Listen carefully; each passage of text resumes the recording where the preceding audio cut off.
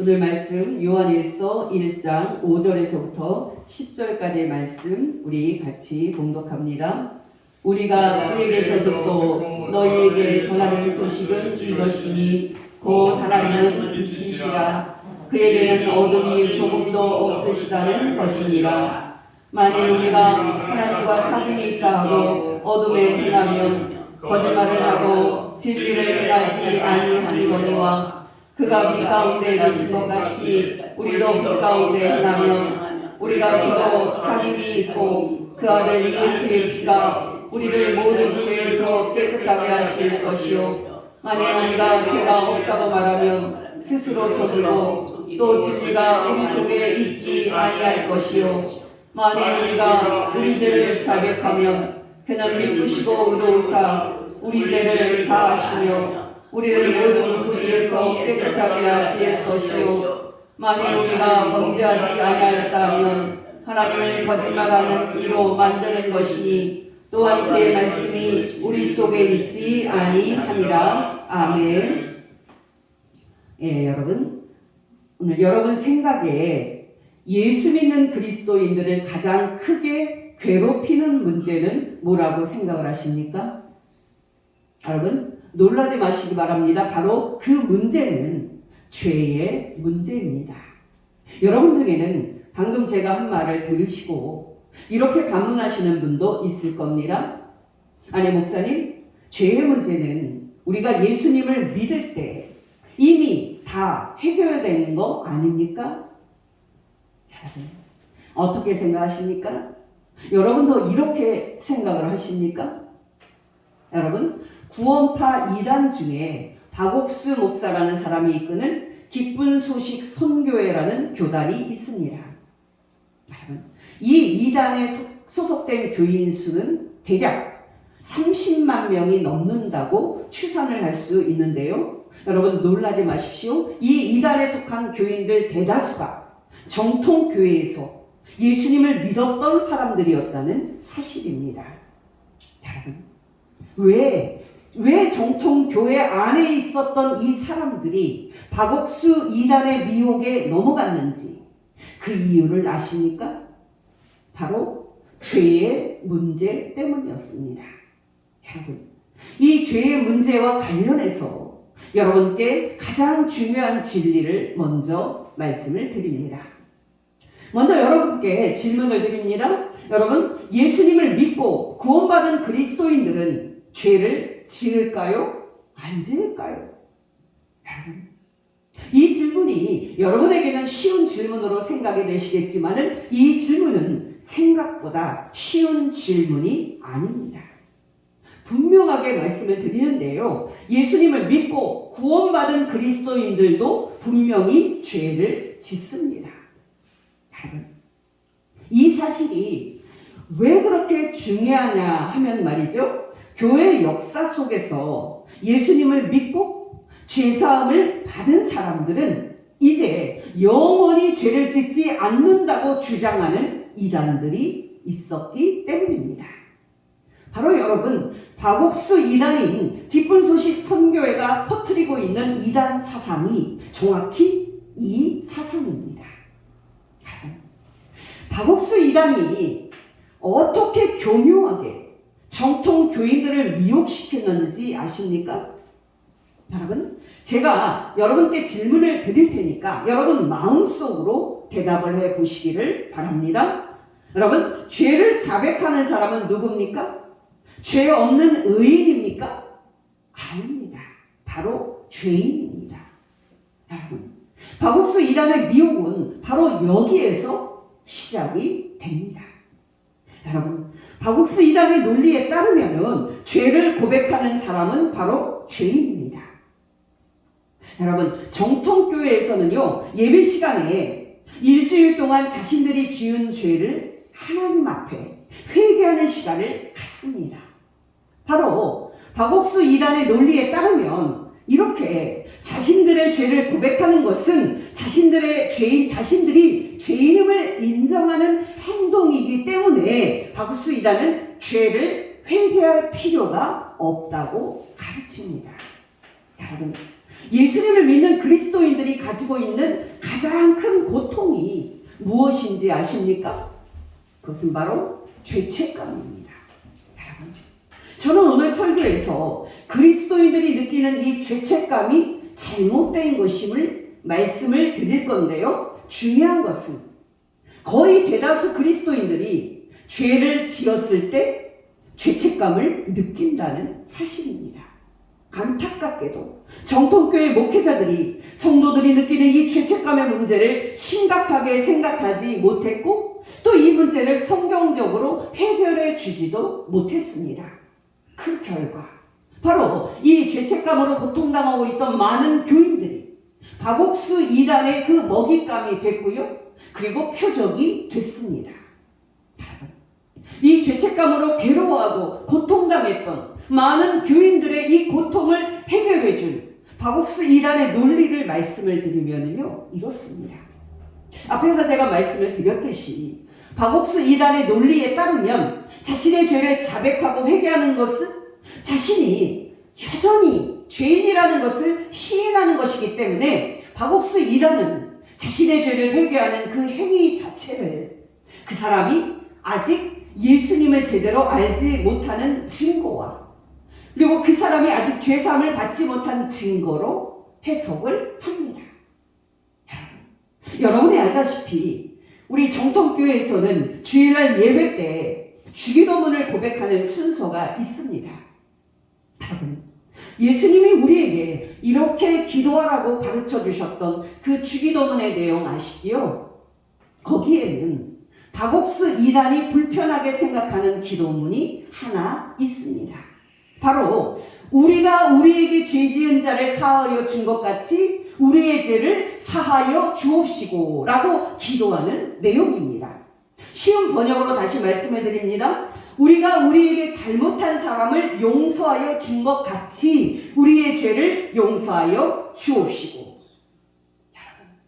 놀라지 마시기 바랍니다. 박옥수 이단의 깊은 소식 선교회에서는 이 기도문이 그들의 논리에 맞지 않기 때문에 주기도문을 절대 사용하지 않습니다. 왜 그렇습니까? 박옥수 이단의 그 논리에 의하면 자신의 죄를 고백하면서 자신의 죄를 용서해달라고 하나님께 기도하는 것은 자신이 죄인이라는 것을 인정하는 것이기 때문에 이 기도문을 사용하지 않는 것입니다. 한마디로 박옥수 이단은 예수님을 믿는 우리 그리스도인들이 죄를 회개하는 것은 우리가 죄사함의 비밀을 제대로 알지 못한 채 여전히 죄인으로 어두운 가운데 살고 있는 증거라고 판단을 합니다. 문제는 박옥수 이단의 이 설명이 정통교회를 다니면서 죄책감에 시달리고 있던 많은 교인들에게 실질적으로 이제 해결책이 되었다는 사실입니다. 실제로 여러분 정통교회 안에 있을 때는 매 주일마다 주기도문을 외우거나 또 대표기도 하시는 분이 하나님 이번 주에 우리가 지은 죄를 용서하여 주옵시고 이 죽을 죄인들을 용서하여 주옵소서라고 기도를 할 때 죄책감에 시달렸었는데 박옥수 이단에 간 다음부터는 죄책감에서 해방된 느낌을 받는다고 말하는 분들이 많습니다. 여러분, 우리는 왜 이 사람들이 박옥수 이단에 빠질까 하고 의구심을 갖는 경향이 있습니다만은 사람들에게 해결책을 주는 게 있어서 사람들이 이단에 빠지는 겁니다. 한마디로 여러분, 박옥수 이단은 합리주의 이단인데요. 성경을 그들의 논리 체계로 설명을 해서 사람들을 설득하는 방식입니다. 여러분, 이단 중에는 신비한 방언과 그리고 입신을 강조하는 신비주의 이단도 있습니다만은 그에 못지않게 위험한 이단이 합리주의 이단입니다. 여러분, 박옥수 이단이 죄책감에 시달리는 많은 교인들을 어떤 논리와 어떤 방식으로 그 문제를 해결을 해 주었을까요? 그 해결책은 이렇습니다. 먼저 박옥수 이단은 우리가 처음으로 예수님을 믿을 때 받는 죄사함을 영원한 죄사함으로 일단 못을 박습니다. 그들이 제시하는 대표적인 성경 증거는 골로새서 1장 14절입니다. 그 아들 안에서 우리가 속량 곧 죄사함을 얻었도다. 또 사도행전 2장 37절에서 38절입니다. 그들이 이 말을 듣고 마음에 찔려 베드로와 다른 사도들에게 물어 이르되 형제들아 우리가 어찌할꼬 하거늘 베드로가 이르되 너희가 회개하여 각각 예수 그리스도의 이름으로 세례를 받고 죄사함을 받으라. 그리하면 성령의 선물을 받으리니. 여러분, 박옥수 이단은 우리가 처음으로 예수님을 믿을 때 받는 이 죄사함을 영원한 죄사함으로 일단 해석을 합니다. 여러분, 이 말의 뜻은요, 이렇게 예수님을 믿고 한번 죄사함을 받은 사람은 이제 영원히 의인이 됐으므로 더 이상 그 사람에게 죄가 없는 것이고 그 결과 더 이상 그가 회개할 필요도 없다는 뜻입니다. 그래서 여러분, 박옥수 이단은 그들의 이 논리에 맞지 않는 우리의 죄를 용서하여 주옵소서라는 주기도문을 사용하지 않는 겁니다. 그들의 논리에 의하면 예수님을 믿고 또 영원히 죄사함을 받고 영원히 의인이 된 사람은 이제 후로는 영원히 죄가 없으니까 회개할 필요도 없게 되는 겁니다. 문제는 여러분, 이 해결책이 죄책감에 시달리고 있는 많은 교인들에게 해방감과 그리고 자유함을 가져다 주었다는 사실입니다. 구체적으로 말하면 이 해방감은 그들에게 이렇게 일어났습니다. 여러분, 정통교회 교인들인 우리와 박옥수 이단들이 죄를 지었을 때 어떻게 다르게 판단을 하는지 비교를 해서 말씀을 드립니다. 분명하게 말씀을 드리자면 박옥수 이단들은 죄를 지었을 때 두 가지 생각으로 죄책감에서 해방감을 맛봅니다. 하나는 영원히 죄사함을 받고 영원히 의인이 된 사람은 영원히 죄를 지을 수 없는 사람이 되었으니까 자신이 죄를 지었을 때 그들은 그것을 죄라고 생각하지 않습니다. 그렇게 죄는 아무것도 아닌 것으로 간단하게 처리됩니다. 당연히 죄를 지었다고 생각하지 않으니까 회개할 필요도 없습니다. 그렇게 박옥수 이단들은 명백히 죄를 지어도 그런 방식으로 죄책감에서 벗어나서 평안을 느낍니다. 여러분, 우울증을 치료하는 가장 좋은 방법이 무엇인지 아십니까? 바로 우울한 생각을 하지 못하도록 우울한 생각 자체에서 마음을 떼서 다른 생각으로 그 마음을 채우는 겁니다.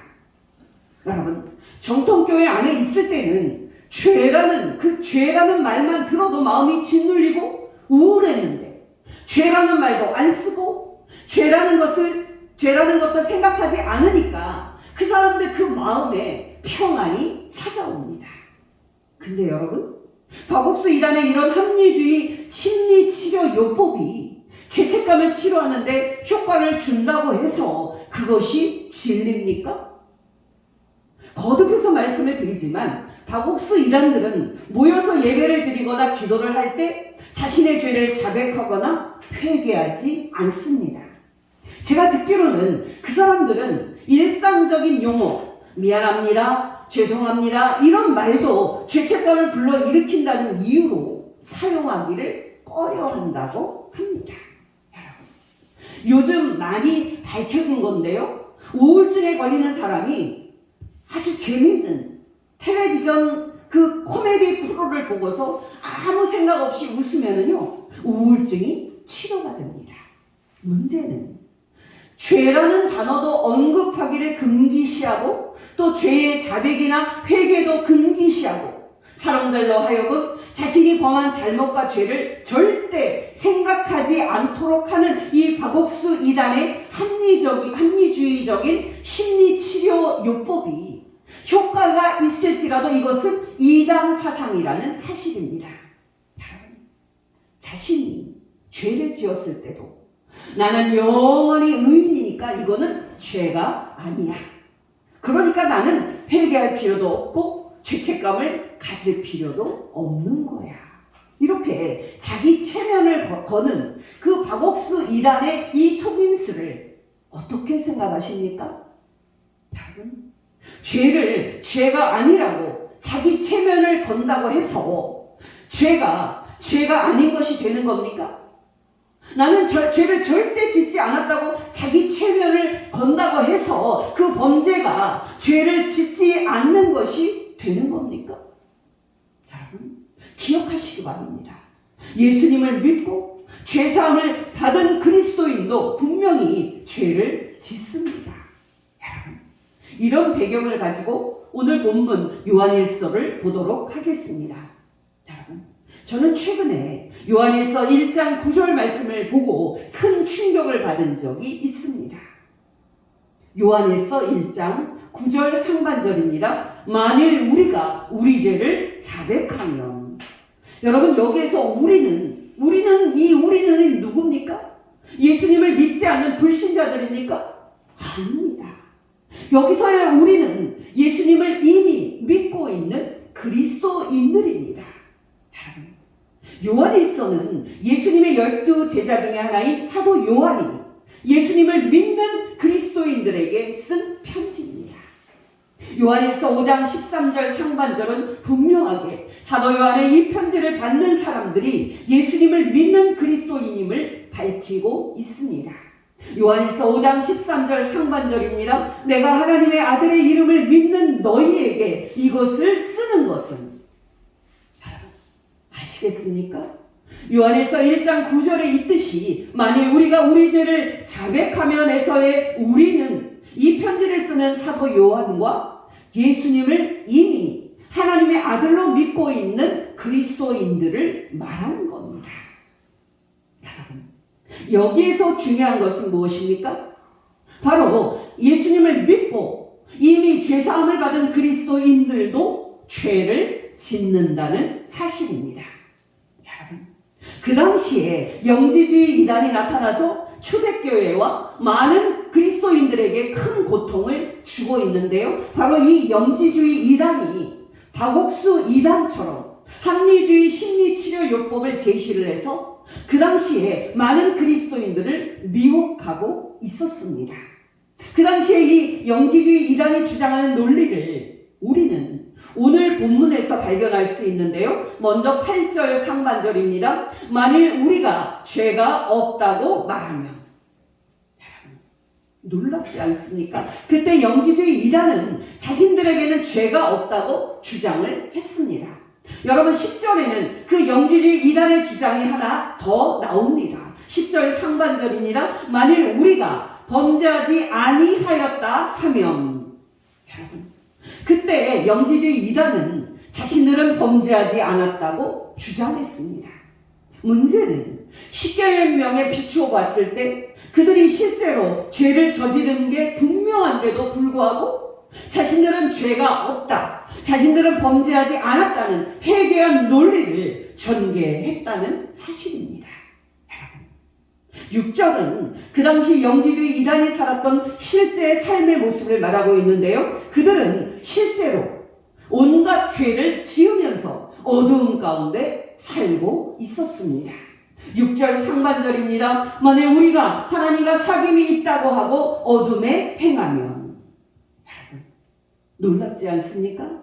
그 당시에 영지주의 이단은 자신들이 죄를 짓고 어둠 안에 살고 있으면서도 그들의 논리로 자신들은 구원받은 사람들이니까 죄를 지은 것이 아니다, 자신들이 지은 것은 죄가 안 된다고 합리화를 하면서 그들의 방탕한 생활을 계속하고 있었습니다. 여러분, 놀랍지 않습니까? 여러분, 그 당시 영지주의 이단이 이렇게 판단한 논리는 이랬습니다. 그 당시에 영지주의 이단은 인간의 영혼은 선한 반면에 인간의 물질인 몸은 악하다, 그렇게 하는 그리스 철학의 이원론에 기초를 두고 있었습니다. 그래서 악한 물질인 인간의 이 몸으로 짓는 것은 무엇이든지 죄가 되지 않는다는 생각을 가지고 있었고, 어떻게 생각을 하든 구원받은 본질인 인간의 영혼 구원에는 전혀 영향을 주지 않는다고 생각을 하고 있었습니다. 문제는 여러분, 이 영지주의 이단의 이 거짓된 미혹에 그 당시에 많은 그리스도인들이 넘어갔다는 사실입니다. 여러분 생각해 보십시오. 예수님을 믿는 사람은 모든 죄를 버리고 깨끗하게 살아야 한다고 사도들이 가르쳤는데, 죄를 지어도 몸으로 지은 것은 죄가 되지 않는다는 논리로 무장한 영지주의 이단이 등장을 해서 미혹을 하니까 그리스도인들이 미혹될 수밖에 없었습니다. 왜요? 그 영지주의 이단의 논리가 우리 인간의 이성과 합리로 볼 때 맞는 것처럼 느껴지기 때문입니다. 우리가 지금 길게 무엇을 확인하고 있습니까? 바로 예수님을 믿고 이미 죄사함을 받은 그리스도인들도 죄를 짓는다는 사실입니다. 여러분, 얼마나 많은 그리스도인들이 이 당연한 사실을 놓치고 죄를 짓는 자신의 모습을 받아들이지 못하고 고통당하고 있는지 모릅니다. 여러분, 박옥수 이단은 또 이런 말을 합니다. 죄사함과 구원의 정확한 복음을 받아들였을 때 삶이 바뀌고 이전과는 다른 새로운 삶을 자연스럽게 살게 될 것이다. 여러분, 자연스럽게라는 말을 주목하셔야 합니다. 여러분, 어떻게 생각하십니까? 박옥수 이단의 말처럼 구원 얻는 복음을 정확히 깨닫고 있으면 그때부터 삶이 180도 달라질까요? 천만의 말씀입니다. 여러분, 놀라지 마시기 바랍니다. 예수님을 제대로 믿고 예수님을 제대로 만나도 삶은 생각만큼 달라지지 않습니다. 여러분, 이에 대한 증거는요, 성경에 차고 넘칩니다. 여러분, 이단들 뿐만 아니라 많은 그리스도인들도 신앙생활을 상승곡선으로 이렇게 올라간다고 생각하는 경향이 있습니다. 그들은 예수님을 믿기 전에는 자신이 타락했고 삶이 하강을 했다면 예수님을 믿은 다음부터는 삶이 계속 깨끗해지고 그리고 조금의 하강도 없이 계속 상승하고 변화되어 가는 것으로 생각을 합니다. 박옥수 이단의 말처럼 죄사함의 복음을 정확히 깨닫지 못해서 삶이 변화가 안 되는 것이고 구원받지 못하는 거지, 죄사함의 복음을 정확히 깨닫기만 한다면 그때부터 삶이 변한다는 논리입니다. 근데 여러분, 이런 생각이 그냥 들으면은요, 은혜도 되고 맞는 말 같지만 틀린 말인 것을 알고 있습니까? 여러분이 알다시피 신약 성경에는 사도들이 쓴 책과 편지가 27권이 있습니다. 여러분, 이 27권의 책이나 편지들이 모두 문제가 있는 그리스도인들에게 쓰여졌다는 사실을 여러분은 알고 계십니까? 여러분, 기억하시기 바랍니다. 예수님을 믿고 구원받은 우리 그리스도인의 이 삶은 예수님을 믿은 이후로는 중간에 조금의 이 하강이나 퇴보도 없이 상승 곡선만 그리는 그런 삶이 아닙니다. 그리스도인의 삶은 정확히 중간중간에 퇴보와 또 하강이 나타나는 W 곡선의 삶입니다. 올라갈 때도 있고 내려갈 때도 있고. 여러분, 우리는 은혜와 성령이 충만할 때는 상승 곡선의 삶을 삽니다마는 우리 안에 남아있는 그 죄와 옛사람의 악한 욕망에 우리가 지게 되면 우리는 여지없이 하강하고 퇴보하는 그런 삶을 살게 됩니다. 어떨 때는 그런 하강의 낙차가 너무 커서 처음부터 우리가 다시 복음을 배워야 하는 경우도 있는 것이 바로 그리스도인의 삶입니다. 지금 이 시간에 이것에 대한 성경의 근거를 다 살펴볼 수는 없고요. 하나만 말씀을 드리면 고린도 교회는 여러분 예수님을 믿은 시간으로 보면은 이미 장성한 어른과 같은 수준에 있어야 했습니다. 그러나 그들은 편지를 받을 당시에 여전히 유아 수준의 자기만 아는 그런 성숙하지 못한 그리스도인의 상태에 머물러 있었습니다. 고린도전서 3장 1절에서 3절 형제들아 내가 신령한 자들을 대함과 같이 너희에게 말할 수 없어서 육신에 속한 자 곧 그리스도 안에서 어린아이들을 대함과 같이 하노라. 내가 너희를 젖으로 먹이고 밥으로 아니하였노니 이는 너희가 감당하지 못하였음이거니와 지금도 못하리라. 너희는 아직도 육신에 속한 자로 다 너희 가운데 시기와 분쟁이 있으니 어찌 육신에 속하여 사람을 따라 행함이 아니리요. 기억하시기 바랍니다. 신약 성경의 편지를 받는 모든 그리스도인들은 이런저런 문제로 그들의 믿음이 흔들리고 있었고 그들의 영혼은 큰 고통을 당하고 있었습니다. 여러분, 예수님을 믿고 구원받은 그리스도인은 그때부터 중간에 퇴보나 넘어짐도 없이 쭉 상승 곡선을 그리면서 예수 그리스도의 장성한 그 분량에 도달합니까? 천만의 말씀입니다. 예수님을 믿는 그리스도인들은 참된 신앙을 소유한 이후에도 죄를 짓습니다. 심지어 그리스도인들은 심각한 죄를 짓고 넘어져서 타락할 정도까지 죄를 짓습니다. 여러분, 최근에 CBS의 새롭게 하소서라는 프로에 최강이라는 배우가 나와서 간증을 했는데요. 그녀의 말을 들으니까 그녀가 젊은 날에 어떤 큰 죄로 넘어졌다고 합니다. 그래서 그때 그녀는 큰 충격을 받고 술과 담배를 완전히 끊고 우울증 약도 먹으면서 우울증을 치료했다고 합니다. 근데 여러분, 최근에 최강의 배우는 예전에 젊었을 때 자기가 그 넘어졌던 그 큰 죄를 또 짓고 또 넘어졌던 모양입니다. 그래서 너무 죄책감에 시달린 나머지 신실한 크리스찬인 이성미 개그우먼에게 전화를 해서 상담을 받았다고 합니다. 여러분, 똑같은 죄로 최근에 또다시 넘어진 것을 경험한 최강희 배우가 뭐라고 말했는지 아십니까?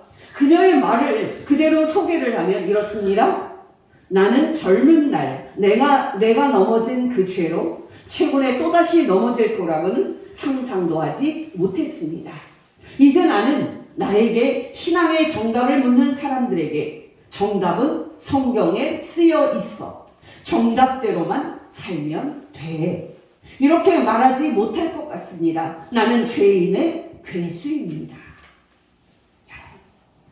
교회 안에는요, 드러나지 않아서 그렇지 죄를 짓고 고통당하는 그리스도인들이 얼마나 많은지 모릅니다.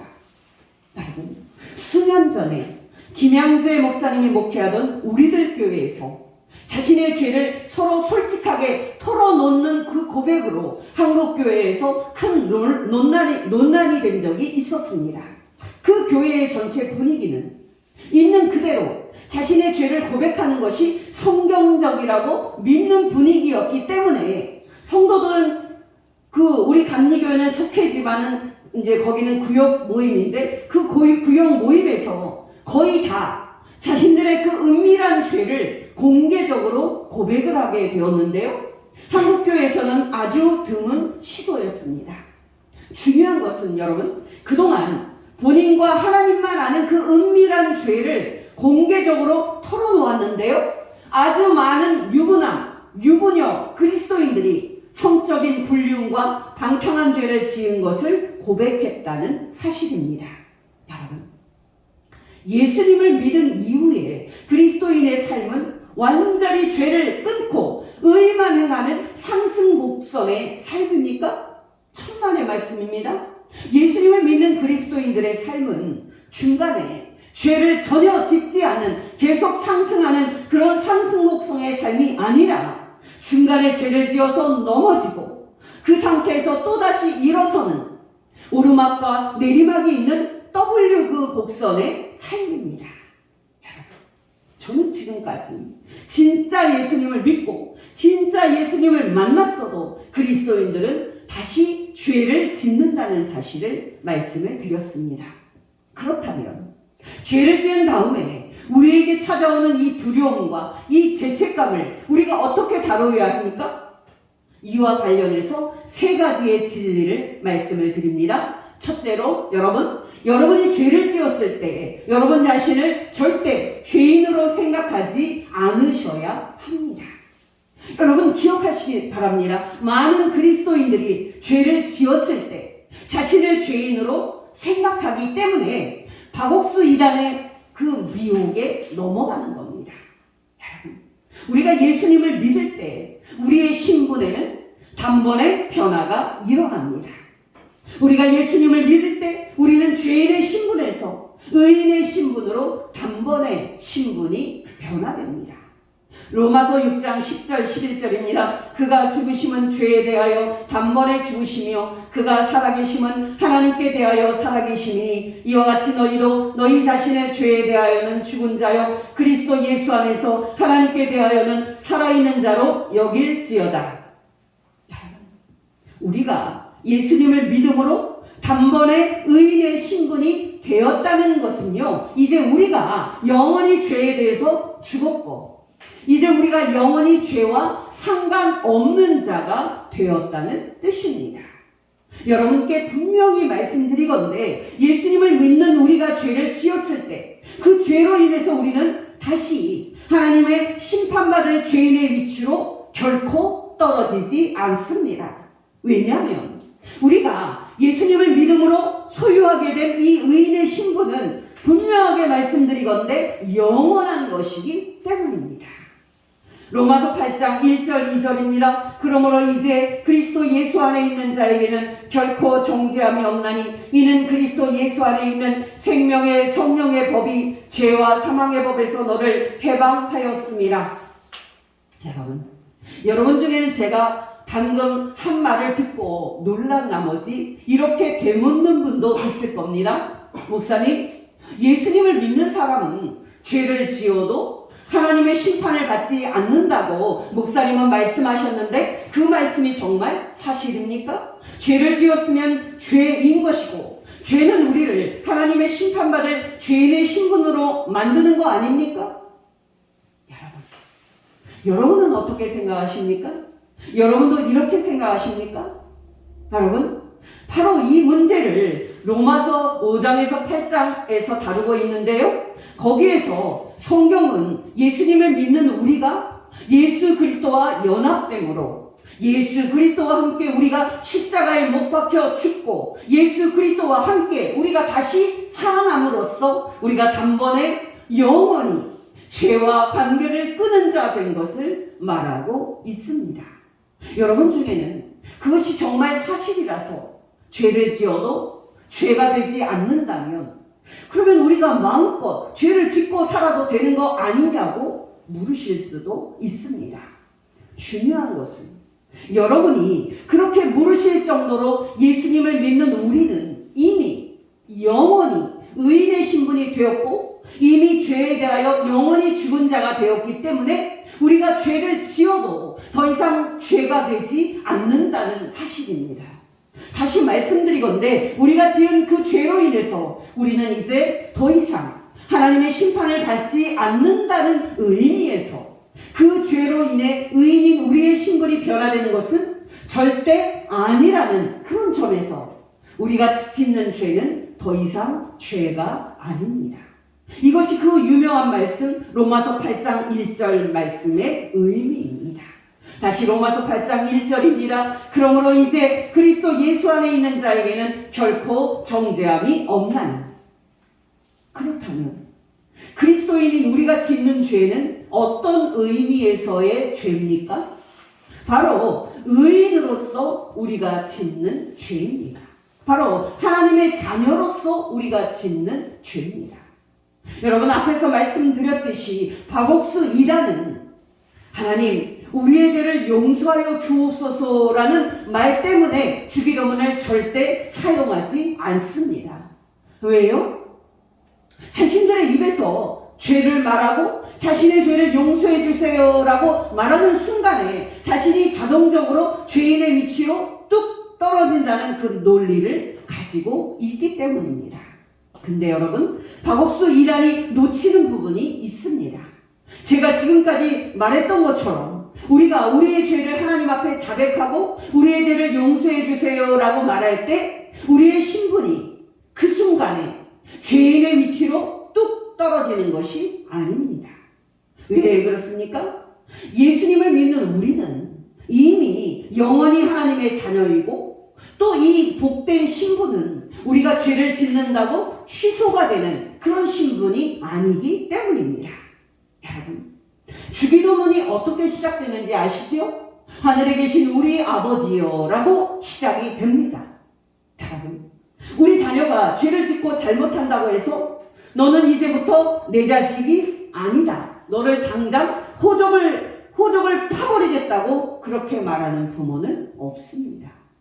자녀가 아버지 죄송합니다, 제가 이런 죄를 지었습니다 라고 고백을 하면 아버지가 넉넉하게 용서를 해주시는 것처럼 우리는 우리를 예수 그리스도 안에서 영원토록 하나님의 자녀로 삼으신 하나님 아버지께 우리 죄를 고백하는 것이고 용서를 구하고 있는 것입니다. 그러므로 여러분이 죄를 지었을 때 여러분에게 찾아오는 그 죄책감과 또 두려움을 여러분은 거짓된 그런 감정으로 알고 단호하게 물리치셔야 합니다.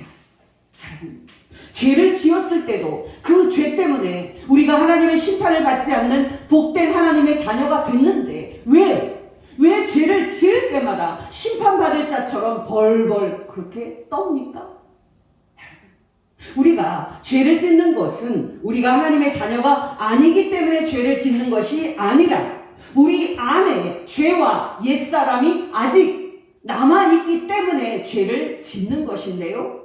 여러분 명심하시기 바랍니다. 여러분이 죄를 지었을 때 죄책감과 두려움을 절대 가져서는 안 됩니다. 여러분이 죄를 지었을 때 자신이 마치 이제 죄인의 위치에 떨어진 것 같아 무서워하고 두려워하지 않으셔야 합니다. 왜냐하면 여러분은 죄를 지을 때 의인으로서 죄를 짓는 것이고 영원히 정죄함이 없는 하나님의 자녀로서 죄를 짓고 있는 것이기 때문입니다. 여러분께 권면드립니다. 여러분이 죄를 지었든지 안 지었든지 여러분이 항상 의인이고 영원히 하나님의 자녀인 것을 기억하시고 죄를 지었을 때도 평안하시기를 예수 이름으로 축원합니다. 둘째로, 여러분이 죄를 지었을 때 하나님께서 복되게도 여러분의 죄를 씻겨주실 방도를 제공하셨음을 기억하셔야 합니다. 하나님이 우리에게 제공하신 그 복된 방도가 바로 회개입니다. 요한일서 1장 9절입니다. 만일 우리가 우리 죄를 자백하면 그는 미쁘시고 의로우사 우리 죄를 사하시며 우리를 모든 불의에서 깨끗하게 하실 것이요. 또 7절 후반절입니다. 그 아들 예수의 피가 우리를 모든 죄에서 깨끗하게 하실 것이요. 여러분, 이 두 말씀은 요즘 제가 개인적으로 가장 굳게 붙잡고 있는 말씀인데요. 여러분, 성경에 있는 말씀 중에 이 말씀보다 예수님을 믿는 우리에게 기쁜 말씀이 있을까요? 여러분, 앞에서 길게 말씀을 드렸듯이 예수님을 믿고 구원받았지만 우리 안에는 여전히 죄와 그 옛사람이 남아있기 때문에 우리는 날마다 죄를 짓습니다. 여러분, 너무 중요해서 반복을 하는데요. 가끔 개표기도하는 장로님들을 보면은 이번 주 우리가 지은 죄를 용서해 주옵소서라고 기도하면서 이 죽을 죄인을 용서해 달라는 듯 또 이 죄인의 개수를 용서해 달라는 듯 그렇게 기도를 하시는데요. 여러분, 겉으로 보면 이것이 경건한 기도처럼 들리지만은 따지고 보면 이것은 자신을 다시 죄인의 위치로 돌려놓고 자신을 하나님의 심판받을 죄인의 위치로 돌려놓는 기도로서 이것은 성도들에게 엄청난 죄책감을 불러일으키는 심각한 문제를 안고 있는 기도입니다. 그러므로 여러분, 하나님 아버지께 여러분의 죄를 고백할 때 이렇게 기도하시기를 바랍니다. 하나님 아버지, 이 아들이 이번에 이런 죄를 지어서 하나님 아버지의 마음을 아프게 하였습니다. 나의 죄를 용서하여 주시고 하나님의 아들 예수 그리스도의 피로 나를 깨끗하게 씻어 주옵소서. 또한 회개한 자녀에게 하나님의 약속하신 죄 용서의 은혜와 평강을 나의 마음 가운데 충만하게 부어주시고 용서받은 아들로서 기쁨과 평안 속에 하나님 아버지와 주 예수 그리스도를 섬기게 하옵소서. 나의 죄를 용서해 주시고 나를 깨끗하게 씻어주신 고마우신 나의 하나님 아버지께 예수님의 이름으로 기도합니다. 아멘. 여러분, 우리가 회개를 잘못 배워서 그렇지요. 하나님 아버지께 우리의 죄를 회개하는 것보다 더 복되고 기쁜 것은 없습니다. 여러분, 어떻게 생각하십니까? 한번 쏟아진 물을 물병에 다시 담을 수 없습니까? 한번 금이 간 도자기는 다시 새 것처럼 이어붙일 수 없습니까? 여러분, 세상에서는 그렇다고 말할 겁니다만은 성경의 근거에서 생각하면 그렇지 않습니다. 여러분, 예수님을 믿는 한 여대생이 신앙생활을 하다가 대학교에 가서 안타깝게도 성폭행을 당했습니다. 이 청년은 이 일로 나는 이미 몸을 버렸다고 생각을 하고 이미 더럽혀진 몸 깨끗하게 살 필요가 있나 하고 자포자기하고 그 이후로 쉽게 잠자리를 하는 그런 죄를 지었습니다. 여러분, 기억하시기 바랍니다. 우리가 죄를 지었을 때 마귀는 우리에게 와서 넌 이제 끝났어 라고 속삭입니다. 그리고 우리는 그 마귀의 말을 받아들여서 이렇게 한번 버린 몸 이제 끝났으니 나도 모르겠다, 죄나 지어야 되겠다 생각을 합니다. 여러분, 기억하시기 바랍니다. 우리가 죄를 지었을 때 진심으로 하나님 아버지께 우리의 죄를 회개하면 우리는 하나님께 용서를 받을 뿐만 아니라 완전히 흠도 점도 없는 깨끗한 사람으로 회복되는 축복을 받습니다. 여러분, 제가 아는 한 예민한 성도는요, 젊었을 때 지은 죄들을 지금도 못 잊고 회개를 하는 분도 있습니다. 여러분, 겉으로 보면 그 죄를 잊지 않고 오래도록 회개를 하니까 경건한 것처럼 보입니다만은 여러분, 그런 일은 경건하지도 않을 뿐더러 불신앙적인 행동입니다. 왜냐하면 죄를 자백하면 용서해 주겠다, 깨끗하게 씻어주겠다고 약속하신 하나님의 약속을 믿지 않는 상태이기 때문입니다. 여러분은 어떠십니까? 여러분은 어떤 죄를 하나님께 회개했는데도 불구하고 여전히 그 죄로 인해서 자책하고 자학하고 하나님 앞에서 두려워하고 있지는 않습니까? 성경의 근거에서 여러분께 담대하게 말씀드리건대 여러분, 하나님께 회개한 죄는 완전히 잊으시고 하나님이 이미 완전히 여러분을 용서해 주셨음을 알고 평안을 누리시기를 예수 이름으로 축복합니다. 셋째로 여러분이 죄를 지었을 때 하나님이 여러분이 지은 모든 죄를 정말 모든 죄를 용서해 주겠다고 약속하신 하나님의 말씀을 기억하셔야 합니다.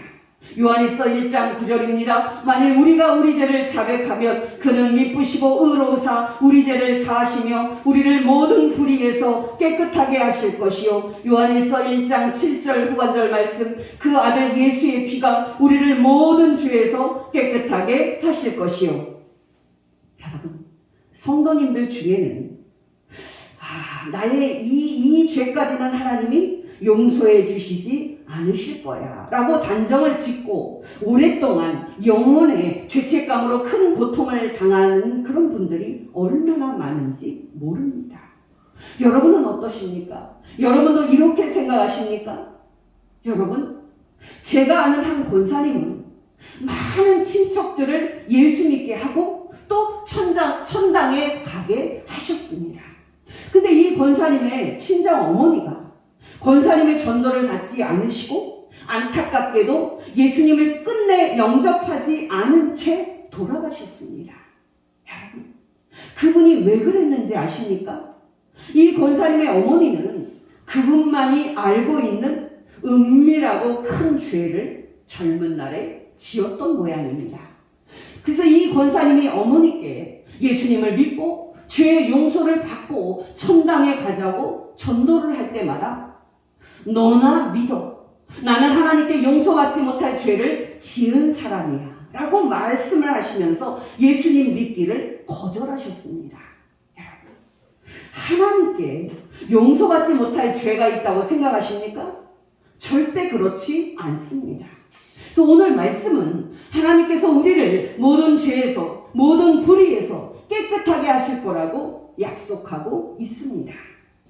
여러분께 마지막으로 짧게 한 가지만 말씀드립니다. 여러분, 우리는 처음으로 예수님을 믿을 때 죄사함을 받고 의인의 신분이 되고 또 하나님의 자녀가 됩니다. 이것이 골로새서 1장 14절 말씀의 뜻입니다. 그 아들 안에서 우리가 속량 곧 죄사함을 얻었도다.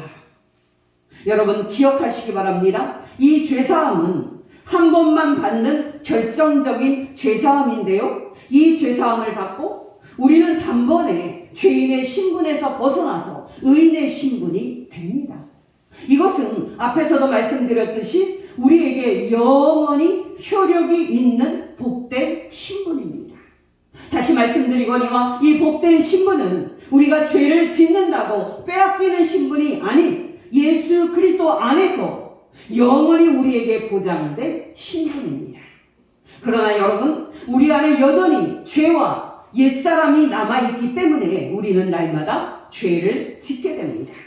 바로 이런 의미에서 우리는 날마다 하나님께 죄사함을 받을 필요가 있으며 날마다 하나님께 깨끗하게 함을 받을 필요가 있는 것입니다. 바로 이 축복이 회개를 통해서 우리에게 날마다 오는데요. 이 지속적인 죄사함을 누리게 하는 것이 바로 우리의 복된 회개 행위입니다. 다시 요한일서 1장 9절입니다. 만일 우리가 우리 죄를 자백하면 그는 미쁘시고 의로우사 우리 죄를 사하시며 우리를 모든 불의에서 깨끗하게 하실 것이요. 여러분, 이 세상에서 하나님으로부터 영원히 그리고 날마다 죄사함의 축복을 받는 우리 그리스도인들보다 더 행복한 사람이 있을까요? 단호하게 말씀드리건대 없습니다. 여러분께 권면드립니다. 여러분, 우리는 이미 예수님을 믿을 때 단 한 번의 결정적인 죄사함을 받았습니다. 그로 인해서 우리의 신분은 이제 영원히 의인이고 영원히 하나님의 자녀입니다. 우리는 세상 끝에 우리 주 예수 그리스도께서 다시 오실 때 하나님의 자녀에게 예비되어져 있는 천국의 영광과 영생의 상을 상속받게 될 것입니다. 그러나 여러분, 우리는 또한 날마다 짓는 우리 죄에 대해서 하나님 아버지의 용서하심과 깨끗하게 하심을 이 땅에서 날마다 경험하고 있습니다. 여러분이 날마다 죄를 짓고 날마다 하나님 아버지께 여러분의 죄를 자백하고 회개할 때마다 하나님 아버지로부터 용서받고 깨끗하게 되는 축복을 날마다 누려서 날마다 기쁨과 평강으로 하나님 아버지를 섬기는 복된 성도 되시기를 예수 이름으로 축원합니다. 기도하겠습니다. 하나님 아버지, 오늘 말씀을 통해 우리가 예수님을 믿을 때 단번에 죄사함을 받고 죄인에서 의인의 신분이 된 것을 가르쳐 주셔서 진심으로 감사를 드립니다. 또 하나님 아버지, 우리가 날마다 짓는 죄에 대하여 하나님께 회개라는 복된 수단을 제공하여 주셔서 우리가 우리의 죄를 회개하면 날마다 우리를 용서해 주시고 우리를 깨끗하게 해주시는 축복을 받게 하시니 진심으로 감사를 드립니다. 하나님 아버지, 이 말씀을 우리 심령에 성령으로 새겨지게 하여 주시사 우리가 날마다 회개하면서 날마다 하나님으로부터 죄사함 받는 축복을 누리며 날마다 기쁨과 평안 속에 하나님 아버지와 주 예수 그리스도를 섬기게 하옵소서. 예수님의 이름으로 기도합니다. 아멘.